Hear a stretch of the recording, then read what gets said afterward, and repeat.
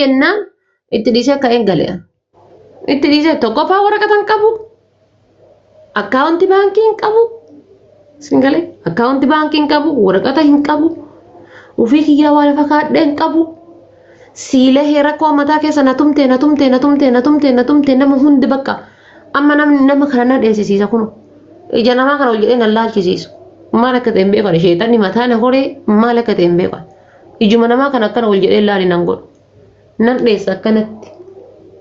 Ilma namaa kana madaa natti ta'ee xabaasaa natti ta'e ilmi namaa kun jechuudha wallaahi xabaasaa natti ta'e hiriyyaa dubaraa irraan xabaasaa miiqa godhadhee waa miiqa godhadhee jechuudha xabaasaa natti ta'e ilmi namaa kun akkanatti hin dheessa laala akkanatti jalaa dheessa ilma namaa kana du'ee ilma namaa wallaahi gara bineensaatti ni siqadha nama ilma namaa jalaa fiigee bineensa jala ni dhaqa garuu ilma namaatti hin siqadhu du'eetiin bada malee. Sinigale kanaafuu maybe namoonni madaa akka kiyyaa kana qabdan hedduun jiraachuun maltan namni hedduu jiraachuun maltan abdiin kutatina wallaahi abdiin kutatina tasuma abdiin kutatina wanni rabbi jedhan ooltu anamma dulloomtee maali taatee akkas taatee heerumii ilmoota akka dhali maal godhi maal maatiin keernamma heerumii ilmoota akka dhali akkas ana waan takka homaa natti hin fakkaatu homaa natti fakkaatu. Anamma asirra gisee dhufee geemii taphadhu isin kadhattuu jettanii miti. An jireenya kaleessa kushiina namaata keessa ture isa wayii caalti jechi asirratti kadhattuu namni naan jedhu. Kana jaalatu giiftiidhaan sappoorti na godha. Kana jibbu ammoo taa'ee na arrabsa.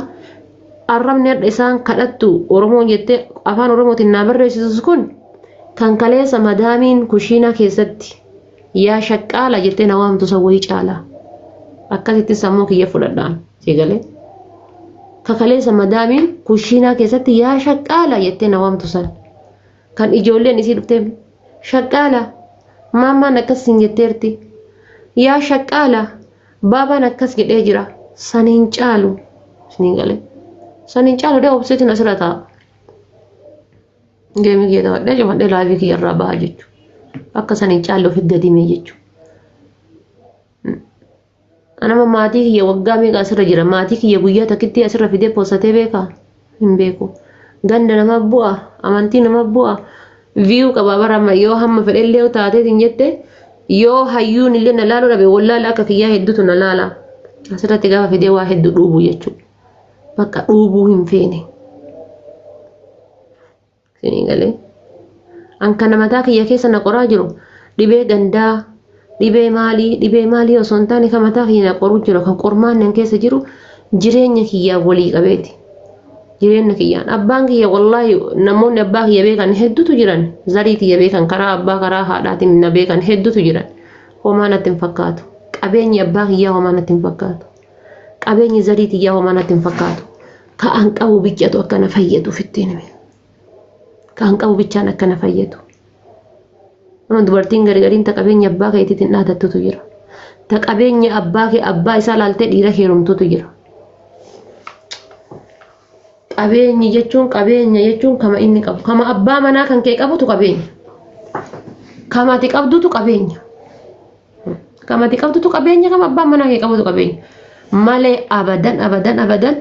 qabeenyi kan kee qabeenya isaa ta'uu hin danda'u. Qabeenyi abbaa keetii qabeenya abbaa manaa keetii ta'uu hin danda'u. Kama abbaa manaa kan keetii qofa irratti hirkadhu abbaa manaa kan kee wajji jiraatu. Kana jirraa fi ammoo keessattuu warri yeroo amma nama kuma takkaa wayii kana keessaa shamarran nama 700 geettan jedhee yaadadha. Nuti jechuun burcuqoodha, killeedha. Feetu heerumii jiraadhu, feetu ganaa heerumuudhaaf deemi, feetu nikaa hidhadhuutii gara jiraadhu, feetu dhalii ilmoo qabaadhu. Dubartii jechuun dubartii waa akkana godhatte tan bareeddu jechuudha. Laal birrii 15 qabdaa 15 keessa birrii 7 akkana godhadhu. Santu bareeda dubartiin. Dubartiin santu bareeda. Waa of duubachi kaadhaa, waa of duubachi ruuqadhaa, waa of duubachi dhuffadhaa. Abbaan manaa keessan gaafa baasee birrii 1000 takka sii kenne. Shunkurtii timaatimii kanaan bita jettee gaafa inni sii kenne. Waan yoo isa gaafatte hin qaanfanne isa gaafadhu mallaqa irraa fudhadhuu biti. Waan yoo isa gaafatte qaanfattu ammoo mallaqa san uf duuba qusadhuu fixadhe jedhiin. Siigalee fitadheen abbaa manaa keessan kana ganama galgala yoo harka keessa laaltan tola hin tolu bar wanni takka hin tolu bar siigalee ganamallee haadhallee asuma kenni borullee asuma kenni iftaanillee asuma kenni jedhaa galagisee barrii banatu Muhammad giyyata giseeti wamti maaliin na wamti namittiin tu yaa rabbii kiyya jedha wallahi maaliin na wamti namittiin tu siigalee jedhee ilmummaan tanteetu yoo waa ati ittiin kenninis hin jaaladhu ilmummaan tantee tan gudeeda kan kee irraa baadeta takka jedhii hadharraa waa lafa kaayadhu takka jedhii hadharraa waan rabbi sii laaffisirra waan qabdurra warqii giraama takkaa biti morma keetii kaayadhu waggaa tana deebifteetiini warqii sadi bitta warqii tana yoo gurgurte waggaa sadi deebiftee warqii tana bitta jechuudha warqii giraama takkaa bitiiti morma keetii kaayadhu gurra kan keetii kaayadhu quba keetii kaayadhu birrii baankii jirtutti hin amanina birrii baankii jirtutti maali beektan addunyaan tun garam akka gortu maali beektan garam maali beektame feetu dhiira ta'e feetu dhalaa ta'e garam akka gortu maali beekta addunyaan tun mootummaan amma jira jedhan kun saamamee baankiin saamamee walitti garagaluu dandeetti biyyiti fakkeenyaaf asiin dura biyyan dura ture san kuweetii san jechuudha waa hunda saamanii mootummaa saamanii mana wal saamanii dubartii wal saamanii dachiifsamii tan walitti garagalchanii yeroo hundaa jechuudha ji'a lammaffaa faabiraarii yeroo hundaa bulii 26 bara bilisummaadhaanii kabajanii jechuudha mootummaa gabroonfataa lukata kan dhaabanii baankiin saamamee manni saamamee dubartiin saamamte wanni hundi saamamee jechuudha birrii baankii qabdutti namanii keessattu wallaahi an amma lubbuu balina fakkaata birrii baankii keessaa qabutti naman birrii nama biraa qabutti namanu welkama yaa muraati qaalii kee birrii baankii keessaa qabutti naman birrii nama biraa qabutti naman taan harka abbaa kiyyaa jirtutti naman taan amma shaantaa kiyya keessa jirtutti namana taan amma shaantaa kiyya keessa jirtu hin qaba jedhaa ta shaantaa kiyya keessa jirtu ta shaantaa kiyya keessa qabu sinigalee maaliif jennaan birriin baankii qabduyyuu dheebuu sin baaftu ati mee hadha galgala halkan keessa sa'aatii 6-7 gaggabde amma sanuu waa siistemni tolee moobaayil baankii minaamina namni jedhee akkasii wal wanna jedha gaggabde baankiin cufaa jira maal si gooti birriin baankii qabdu mee konni si gootu maali birriin ati baankii qabdu akkasii yor kanaafuyyuu birriin ati baankii qabduyyuu sin fayyaddu yeroo ammaa achi baankii kaatteen taa'e warqii giraama takkaatiin biti morma keetii kaayadhu gizee rakkatte manaa gabbaatee baankii qabsiiftee birrii liqii fudhattee ittiin deemta gizee barbaaddee sin jette namaan hoo kana qabiiti mallaqa hagana naa ergi jettee biraa deemta jechuudha. Sinii galee abdiin kutatinaa yoo taabbata ammoo warra ilmi dhiiraa dhiironni jechuudha yeroo baay'ee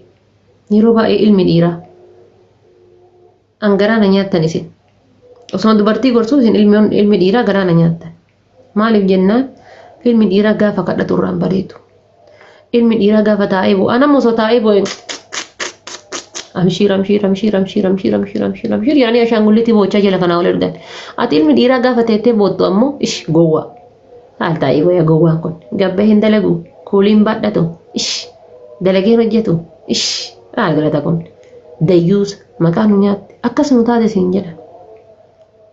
ilma dhiiraa akkasiin jedhan anamma yoo taa'ee bu'ee kawaanaa godhuuf kawaanaa hin goonellee kana waanaa godhuuf kawaanaa hin goonellee gara nyaattii naa qaba naani fatan agatti masani narra laallamu dubartiidha jedhama si garuu namni dubartiidha siin jedhan namni akkasii sirra laallan jiru ilmi dhiiraa yoo tattaaffate bareeda yoo hojjetate bareeda yoo dalagate bareeda keessattuyyuu ijoolleen biyya arabaa jirtan dhibbi keessaa paartentiin 95 harka dubartii keessa kuftanii jirtan harka dubartii keessatti dubartiin akkasii kabajitu barbaaddaa siree bichaa irratti inshaallah jettee sin kabajitu dubartiin bar akkasitti sin kabajitu dubartiin dogongortaniirtan warroonni dubartiin gizee siree irratti gadi qaban nama kabajiti gizee jettan dogongorte baay'ee dogongorte baay'ee dogongorte wallaahi baay'ee dogongorte dubartiin yoo ati kana qabaatte si kabajiti keessattuu ta'e yeroo ammaa haga mataa kiyyaan baatuyyuu yoo ati kana qabaatte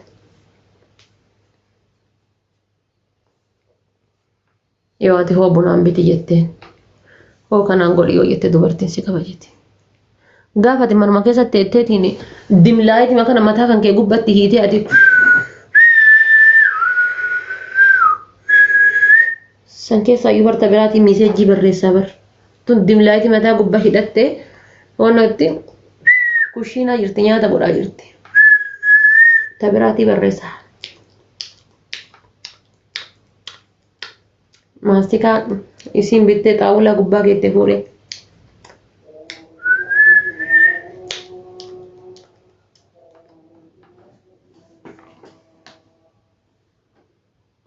kufaatii hamtuu keessa jirtan kufaatii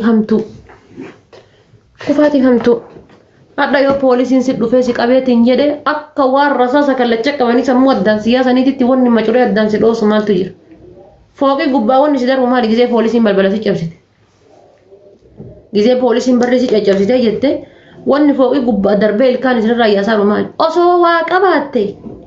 hadda hanga sireera ciiftee dimlaayitii tana mataa gubbaa si hiiteetiin dubartiin akka nama shunkurtii distii keessa aqulaallee si aqulaallaatu kana waa qabaatte waa dalagattee baankii qabaatte biyya kan kee tokko mariibdee galte biyaans yoo kun miliyoona lama qabaatte baankii keessa yookaan miliyoona takka qabaatte birrii saniini lafa koontiraatte qamadii yookaan ammoo garbuu yookaan ammoo waan takka itti gadi qottee caatii itti gadi dhaabde jiraattaa jechuudha yookaan ammoo biyya biraa deemtaa jechuudha. Dalagattee baankiin qabdu kasi horatu dubartii si galee makiinaan maqa si bite isiidha kulfii kasi harka kaayee isiidha manja fiqaadii kasirraa sirreessa isiidha kiraa manaa kasirraa kanfalu isiidha koonfidensii hin qabdan onneen isin keessa dhumatte onnee dubartii as keessaa qabdan onnee dubartii amma dubartii turra koonfidensii qababan gizee dubbattu dubartii tokko barbaadee dubbataa jira yeroo ammaa ati horataan jirtu jaartii tante si galee horachuu qabda jaartii tante. Biyya dalaga amma macarrashaan biyya kana kaayiroodha jedhan macarrashaan kaayiroodha biyyiti dhiirti hojii hin qabdu jedhama amma biyya akka Dubaayii tana faciiftanii dubartiin mana keessa kiraa manaa sirraa kanfalti sireera ciiftee ati dubartiin kiraa manaa sirraa kanfalti kiraa manaa nurraa kanfaltuu fayyadanii fuudhanii bar biyya kana dura maaltu jira jedhanii waraqatatu jira kan waraqata amma UN namaa kennitu amma UN abbaa kan kennamaan jechuu dhabdee nama hunda lafa gadi hartee dhiifte malee naan itti baay'ate yenna abbaa kee jettee nama laaluu dhabde malee jechuudha biyya kanatti waraqatatu jira waraqata UN namaa kennitu akka nama Ameerikaa deemee kanatti gaafa UN waraqata san sii kennite hunduu fuudhuudhaaf dhaabata heerumuudhaaf dhaabata maqaa gatii waraqata saniitiif baga rabbisii godhee baga argattee baga maal taatee baga akkas taateedhaan jedhan amma osoo waraqataa miti abbaa biyyaa godhanii biyya kanatti chaampaa asirra silaxxafanii jedhanii namni walii rifatu hin jiru biyya kana keessatti bakka jiga jiraatta